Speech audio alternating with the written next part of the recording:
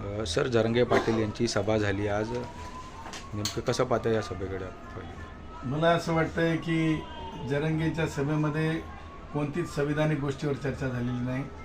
त्यानंतर जरांगेच्या सभेमध्ये कोणत्याच कायदेशीर बाबीवर चर्चा झालेली नाही. जरांगेची सभा ही जरांगे यात्रेसारखी झाली आणि नेण्यासारखं काहीच नाही लोकांना, आणि त्यामुळे लोकांची नक्की निराशा झाली असेल. आणि सभा काही ज्या प्रकारे चर्चा करण्यात आली तशी काही झाल्याची माझ्याकडे खातरजमा माहिती आहे की तशी काही झालेली नाही. गुरुरीची भाषा होती, अरेरावीची भाषा होती. मला जरांगेला हेच सांगायचं, जरांगे स्वतःला पाटील लावून घेतात आणि ज्यावेळेस तुम्ही पाटील लावून घेता ही सुपरमसी आहे आणि आरक्षण ही सुपरमसी सोबत नाही आहे. तुमची जी अरेरावी मगरुरी माज आल्यासारखीची जी भाषा आहे ती भाषा आरक्षणासाठी कोणत्याच अर्थाने मागासले पण दाखवत नाही. त्यामुळे तुम्ही स्वतःच पावती देऊन टाकली की तुम्ही आरक्षणाच्या मागणीसाठी स्वतः तरी पात्र नाही. त्यासोबतच मला सांगायचं आहे की त्यांचं रानभुलं असल्यासारखं भाष्य होतं.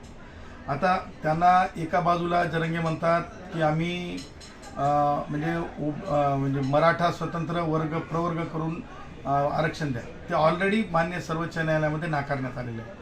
मागासलेपणे नाकारलेलं आहे मराठ्यांचं, आणि दुसरी गोष्ट हे नाकारण्यात आलेलं आहे की असंविधानिक आहे दिलेला कायदा स्वतंत्र गट करून. त्यानंतर काही दिवस तिळपापड करत आणि ज्याला म्हणतो आपण असं थैथयाट करत जरांगेनं सांगितलं होतं की कुणब्यांमधून द्या.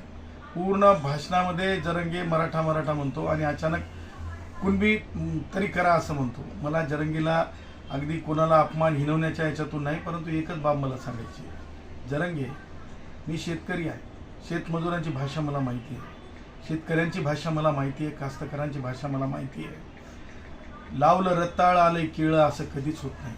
वास्तवामध्ये रताळ लावल्याच्यानंतर रताळच येत असते. तुला काय म्हणायचं हे तू तरी ठरवून घे बाबा.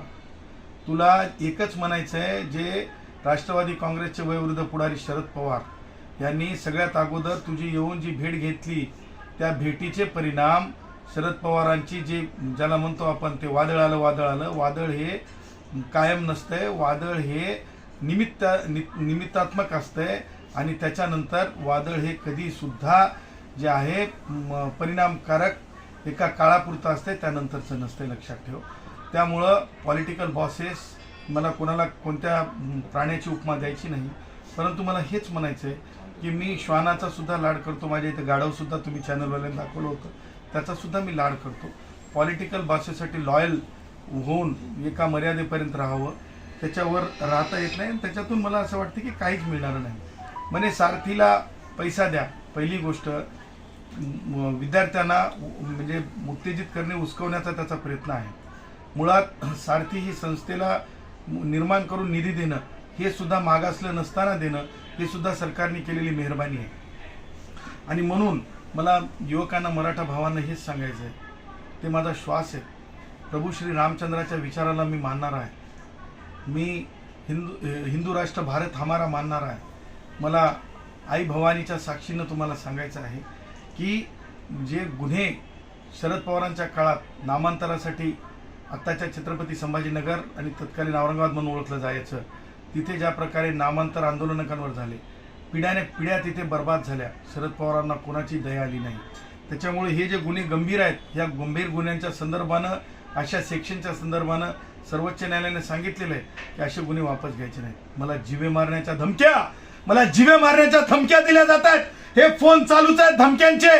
मला तुम्हाला दाखवायचे कायम हे फोन चालू आहेत. माझा खून जरी झाला तरी चालेल, परंतु खुल्या वर्गातल्या ब्राह्मणांपासून ते खुल्या वर्गातल्या शेवटच्या, मग तो कोमटी असेल, वैश्य असेल, तो मारवाडी असेल, जैन असेल, स्पेस सायन्सपर्यंत भारताला नेणारे सगळ्या जाती धर्मांच्या गुणवंतांसाठीच्या भारतरत्न डॉक्टर बाबासाहेब आंबेडकरांनी ठेवलेल्या जागांच्या रक्षणाची जिम्मेदारी माझी आहे.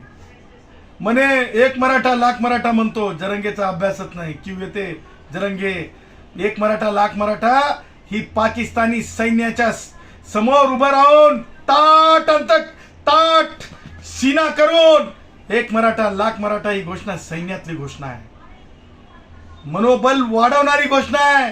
हे तुझ्या म्हणण्यानं थांबणारी घोषणा नाही. तू कोण आहेस? एक मराठा लाख मराठा घोषणा थांबव म्हणणारा कोणती अथॉरिटी आहे? नाही चलेगा.